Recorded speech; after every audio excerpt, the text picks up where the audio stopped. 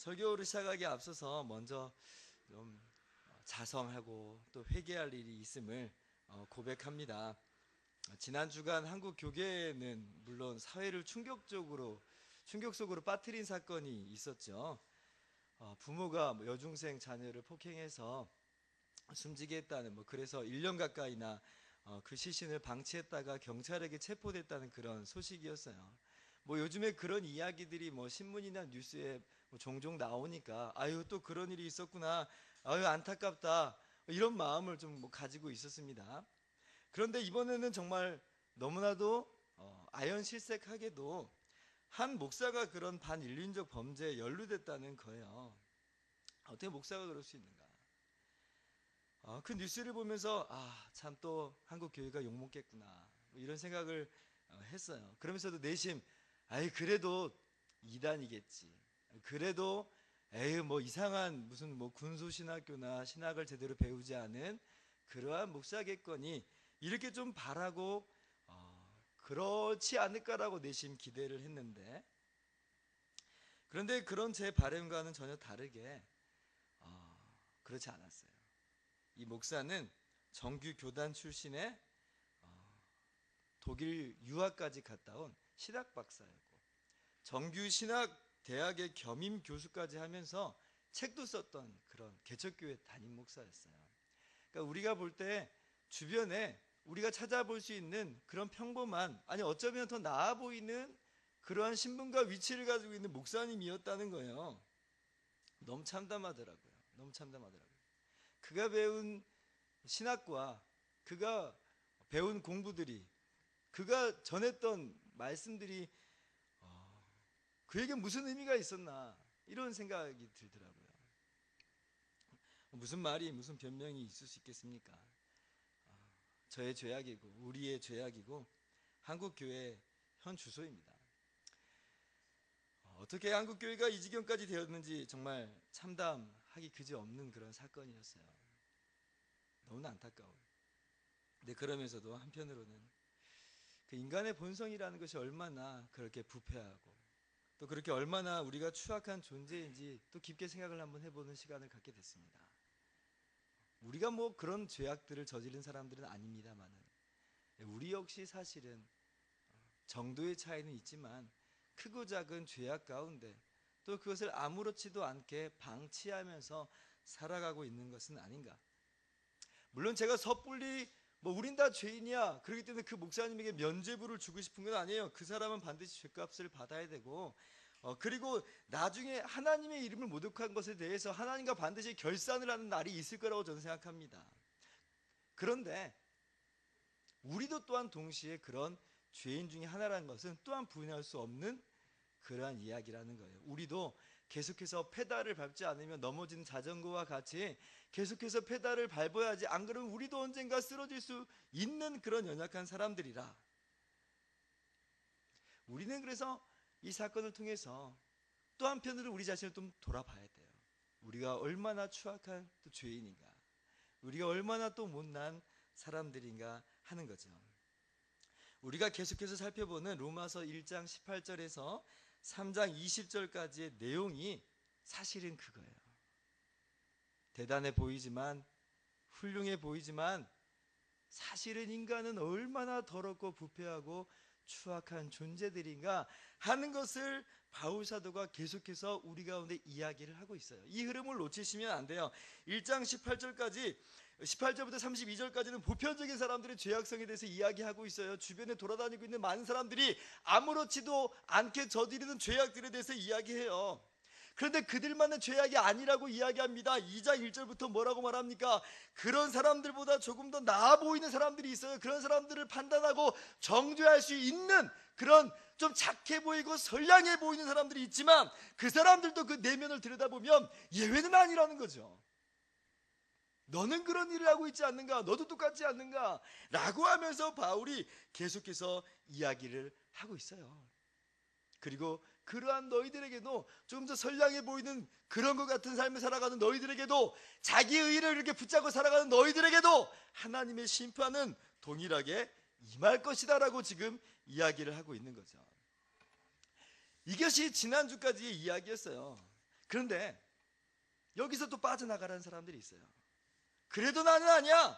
그래도 나는 괜찮지 않습니까? 그래도 나는 하나님의 선택된 선민이고 할례도 받았고 선민으로서 율법도 지키면서 살아가려고 애를 쓰는데 저는 그런 이방인이나 심지어 조금 더 선량해 보이는 사람하고는 다릅니다. 그런 죄인들하고는 질적으로 다릅니다. 우리의 신분과 우리의 지위와 우리의 위치는 그들과는 다른 상태입니다 라고 하는 사람들이 있어요.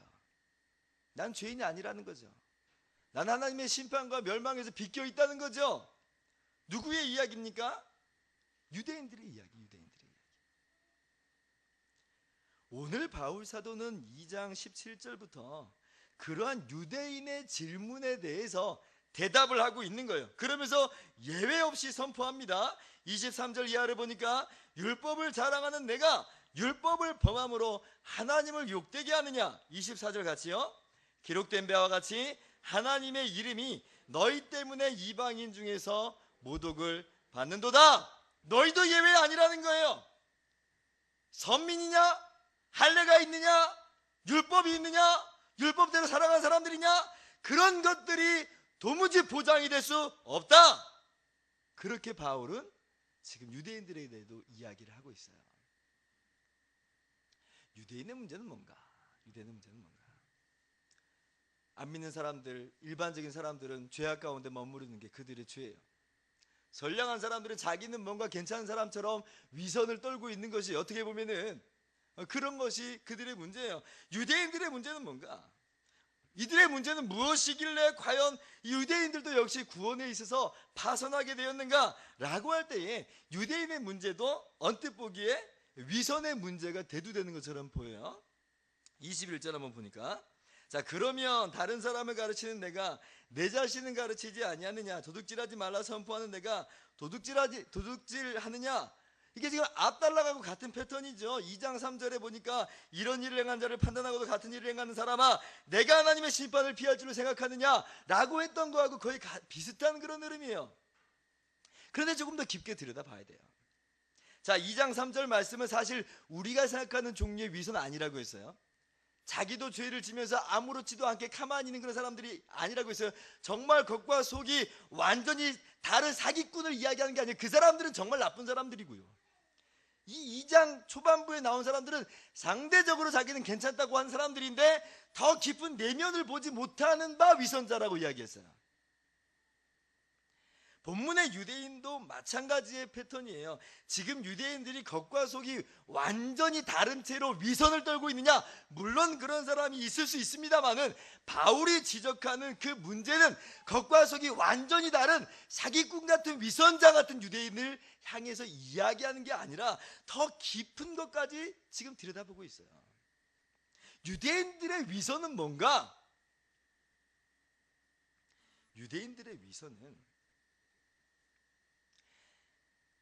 율법과 할례를 자기의 구원의 보장으로 자기의 변호자로 세웠다는 것에 있어서 위선자예요. 유대인들이 아마 이렇게 이야기할지 몰라요. 우리는 율법을 따라서 도둑질하지 않습니다. 간음하지도 않아요. 우상을 섬기지도 않아요.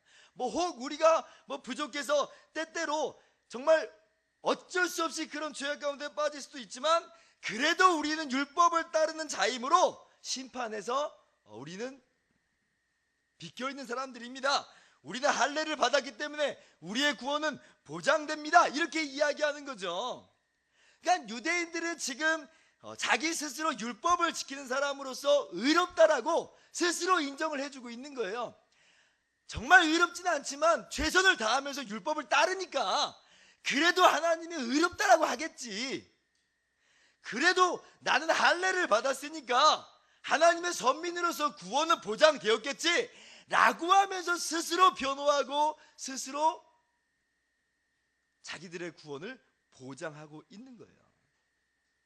그리고 그 결과로 나타나는 게 뭐냐면 하나님의 은혜에 굴복하지 못하고 겸손하게 예수 그리스도께로 나오지 않는 바, 이것이 바로 유대인들의 위선이고 유대인들의 문제예요.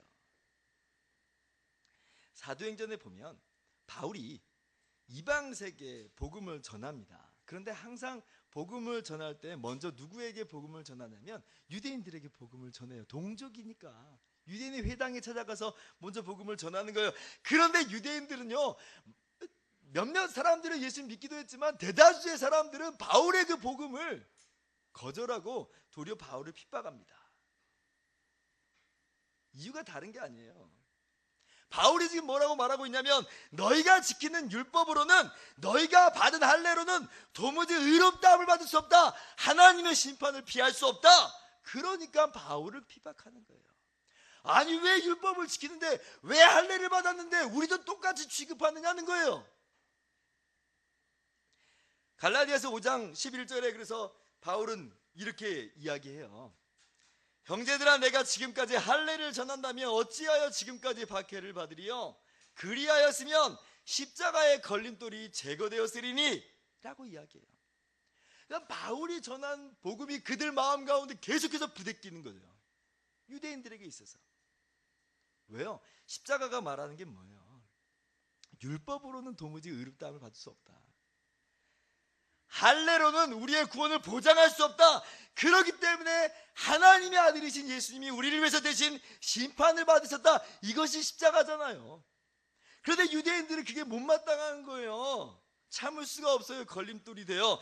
우리는 최선을 다해서 율법을 지키는데, 우리는 약속의 할례를 받았는데 할례도 무의미하다고 그러고, 율법으로는 의롭다함을 얻을 수 없다고 하고, 십자가만이 필요하다고 하니까 그것이 걸림돌이 돼서 바울을 핍박하는 겁니다. 그런데 바울은 여전히 그들에 대해서 위선자다 그렇게 이야기해요. 왜 위선자인가? 그 대답이 갈라디아서 5장 3절에 나와 있습니다. 한번 같이 읽어봅시다. 시작. 내가 할례를 받는 사람에게 다시 증언하노니 그는 율법 전체를 행할 의무를 가진 자라. 여기서 포인트는 뭐냐면 율법 전체.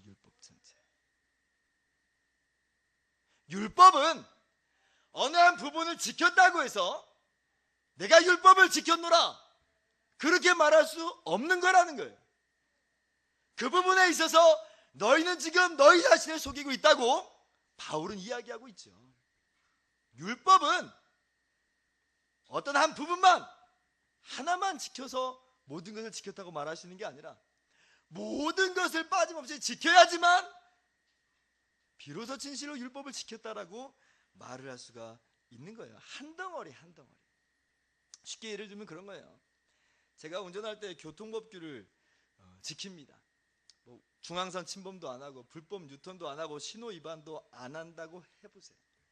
그런데 제가 속도 위반을 한다고 하면 저는 교통법규를 어긴 사람이 되는 거예요.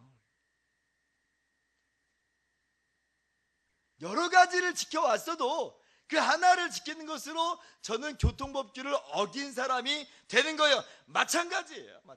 유대인들도 마찬가지라는 거예요.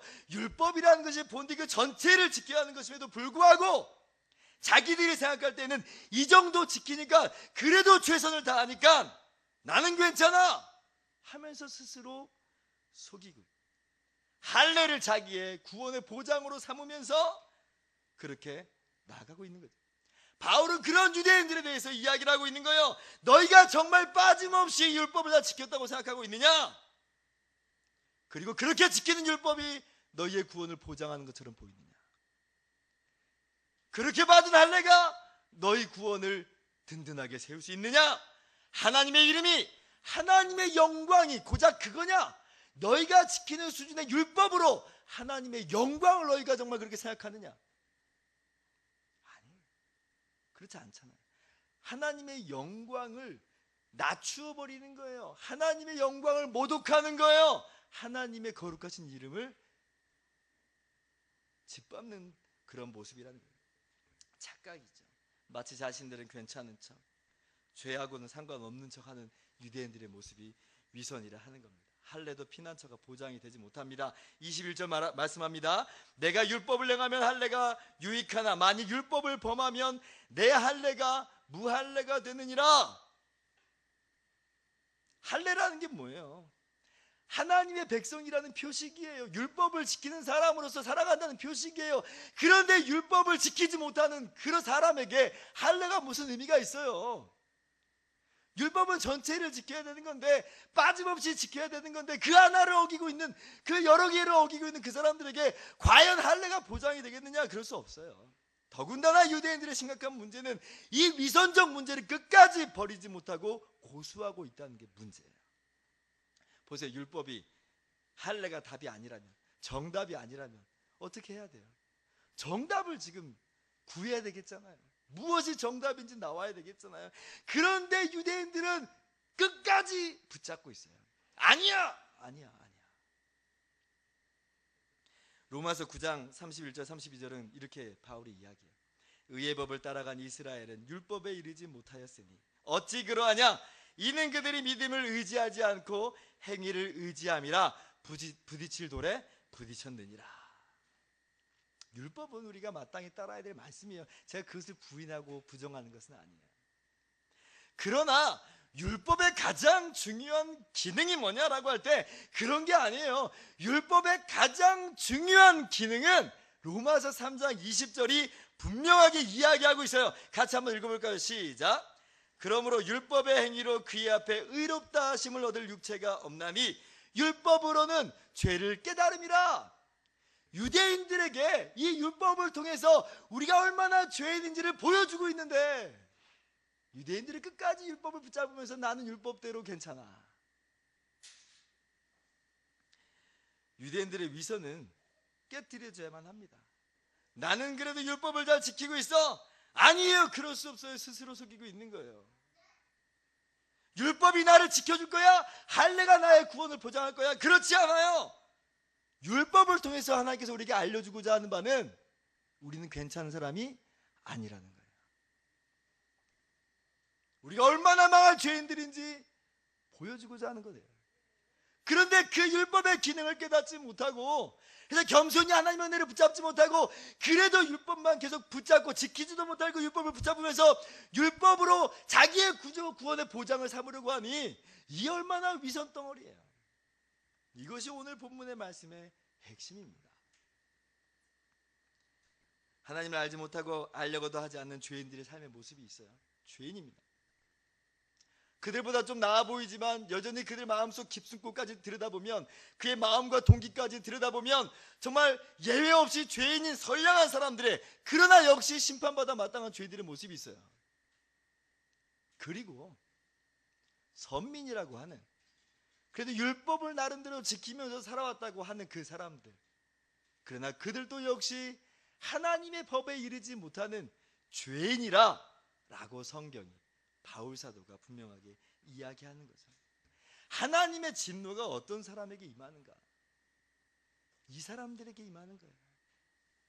하나님을 알지도 못하고 따르지도 않는 사람들, 자칫 선량해 보이는 사람들, 심지어 할례 받고 율법을 지킨다라고 하는 그 사람들, 다시 말하면 모든 인류에게 하나님의 진노가 있고 하나님의 심판이 있다.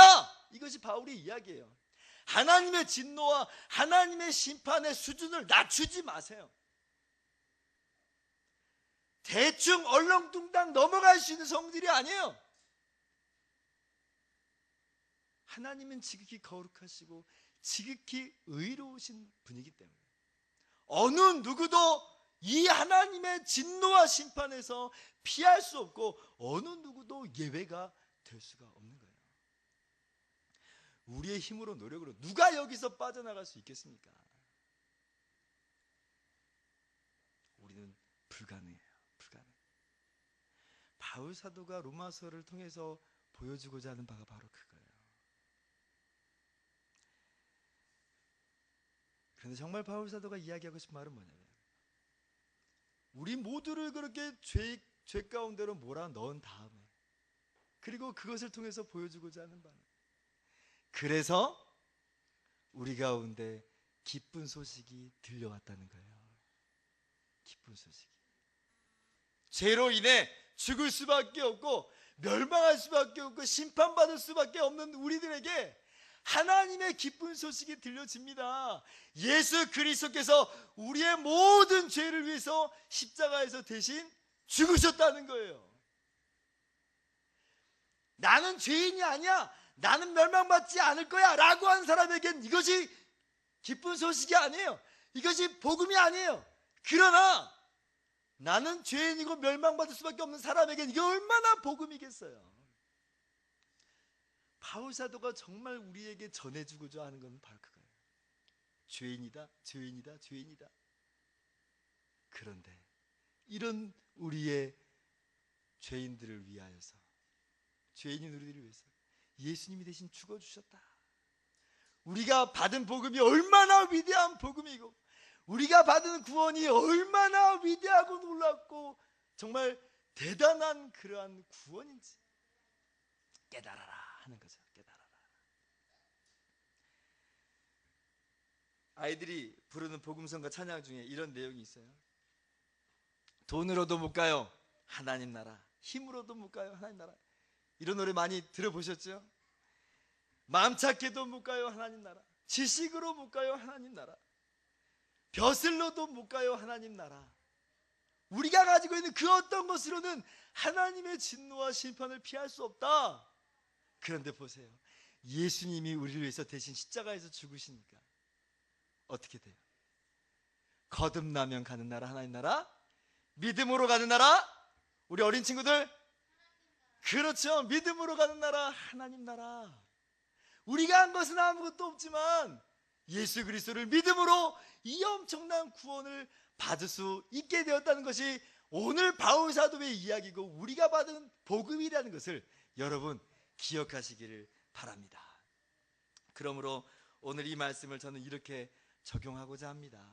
첫째로, 율법 가지고 할례 가지고 위선 떨지 말자 하는 거예요.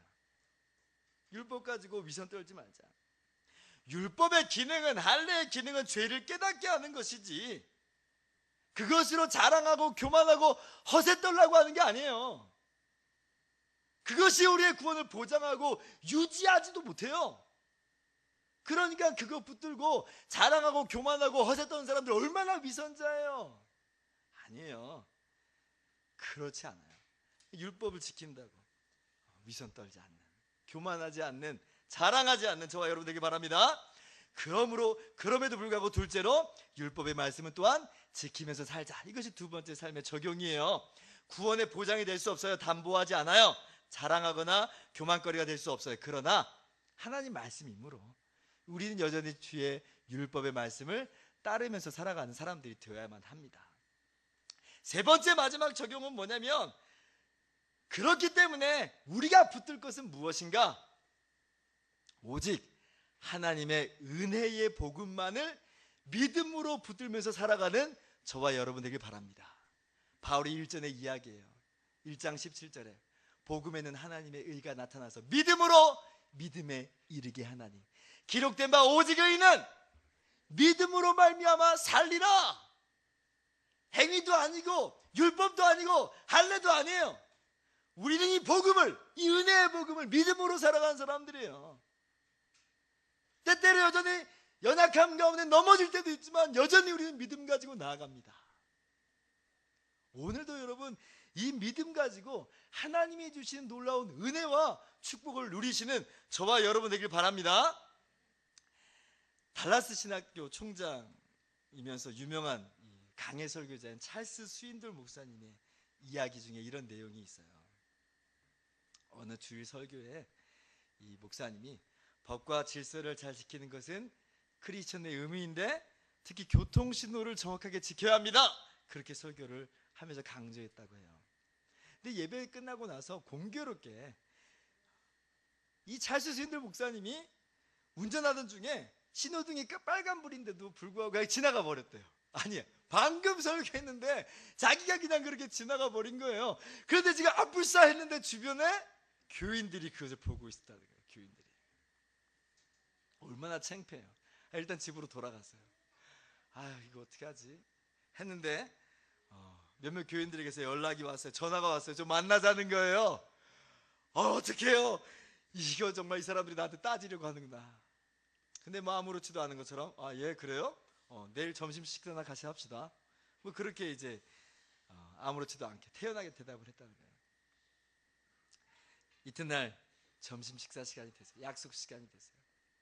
근데 이 찰스 스윈돌 목사님이 그 약속 장소에 나갔는데 나는 죄인입니다 라는 그런 종이를 목에 걸고 식당에 들어갔다고 그래요. 나는 죄인입니다. 그 모습을 본 교인들이 배꼽을 잡고 웃으면서 다른 글을 적어서 스윈돌 목사님한테 주더랍니다. 너희 중에 죄 없는 자가 먼저 돌로 치라.